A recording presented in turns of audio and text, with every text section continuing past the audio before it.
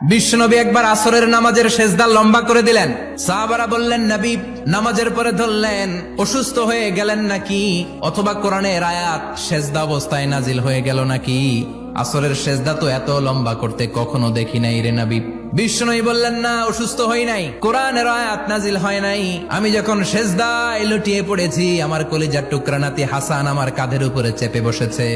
আমি যদি সেজদা থেকে মাথা উঠাই হাসানের কষ্ট হয়ে যাবে, তাই আসরের একটা সেজদা আমি ইচ্ছা করেই লম্বা করে দিয়েছি।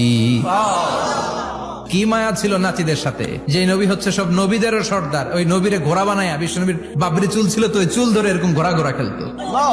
বিশ্বনবীর কাঁধে বসে বিশ্বনবীর বাবরি চুল টেনে টেনে কয়, এটা আমার ঘোড়া।